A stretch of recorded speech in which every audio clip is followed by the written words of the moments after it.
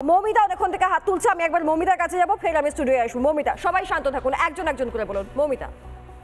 আমি প্লিজ আমার কেউ হেপল করবেন না, খুব ইম্পর্টেন্ট কিছু কথা বলবো এবং রাজুবাবু ভীষণভাবে উত্তেজিত হয়েছেন, আপনাকে আমি হাত জোর করে বলছি আপনি একটু শুনুন, সমৃদ্ধ হবেন। যাই হোক, এবার কাজের কথায় আসি।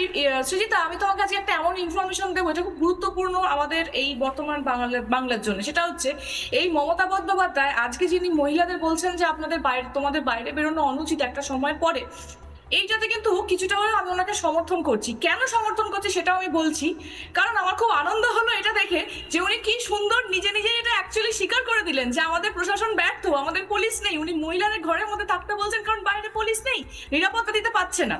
এই জায়গা থেকে ওনাকে কিন্তু আমি সমর্থনই করছি। উনি একদম ঠিক বলেছেন, এই কাজটা কোনো বিরোধী পক্ষকে আর দায়িত্ব নিয়ে করতে হবে না। মুখ্যমন্ত্রী নিজেই বলছেন, আমরা ইনডিরেক্টলি বলছেন যে আমরা পারছি না, আমরা নিরাপত্তা দিতে পারছি না, আমরা ক্ষমা প্রার্থী, সেটা উনি বলছেন না, কিন্তু ওটা ইনডিরেক্টলি আমরা ধরে নিচ্ছি উনি বলছেন।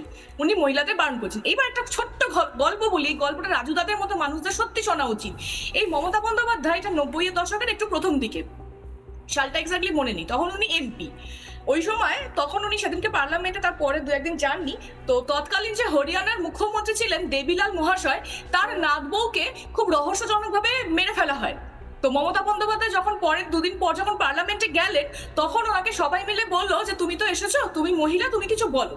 তখন সেই মমতা বন্দ্যোপাধ্যায়, মানে আজকে আমরা যে মমতা বন্দ্যোপাধ্যায়কে দেখি, তখনকার মমতা বন্দ্যোপাধ্যায় পার্লামেন্টে দাঁড়িয়ে সিবিআই ইনভেস্টিগেশনের কথা বলেছিলেন। গোটা পার্লামেন্টের সবাই বিরোধিতা করেছিল, দু একজন ছাড়া।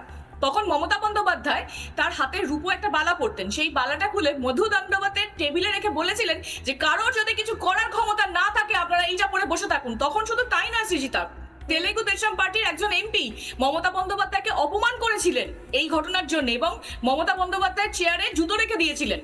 সেই দিনকে রাত্রির বেলায় 3টের সময় রাজীব গান্ধী, তৎকালীন প্রাইম মিনিস্টার, মমতা বন্দ্যোপাধ্যায়কে ফোন করে অভূতপূর্ব প্রশংসা করেছেন। উনি বলেছিলেন যে উনি খুব প্রাউড ফিল করেছেন কারণ মমতা বন্দ্যোপাধ্যায় মহিলাদের জন্য দাঁড়িয়েছেন। এইবার একটা কথা বলি, চুপ করুন, আরে রাজুদা চুপ করুন, আপনি ধর্ষণকে সমর্থন করছেন, ওই উপর বালা আপনার হাতে পড়া উচিত। আজকে মমতা বন্দ্যোপাধ্যায়ের ওই ঘটনা, রাজুদা, আপনি যে কটা রাজ্যের ধর্ষণের উদাহরণ করবেন, সেই সবকটা রাজ্যের ধর্ষণের উদাহরণ ঘৃণ্য ঘটনা, কিন্তু নিজের রাজ্যের ধর্ষণকে এটা দিয়ে জাস্টিফাই করা যায় না। আমি সবার আগে অডিও ডাউন করতে বলবো এবং আমি শোনাবো যে ওই নির্যাতিতার বাবা আজকে কি বলছেন। তার বাবা কি বলছেন, এই সরকার তাকে কতটা সাহায্য করছে, শুনুন তো একবার।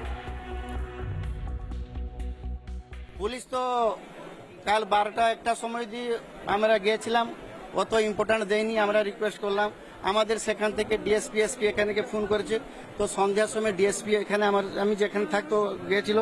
আমি বহুত দুঃখ করে বললাম যে ও আপনার মেয়ে মতন, আপনি একটা তো মেয়ে, আপনি বুঝতে পারবেন যন্ত্রণা কি ব্যাপার। পশ্চিমবঙ্গ সরকারের তরফ থেকে আপনাদের কাছে কোনো ফোন এসছে বা কোনো উপরমহল? না, কিছু ফোন আছে। চিফ মিনিস্টার ওড়িশা, আমার উড়িষ্যা চিফ মিনিস্টার থেকে ফোন করেছিলেন? হ্যাঁ, ও বললো ঠিক আছে, তুমি চিন্তা করো না, আমরা আছি, যত সম্ভব আমি সব হেল্প করব।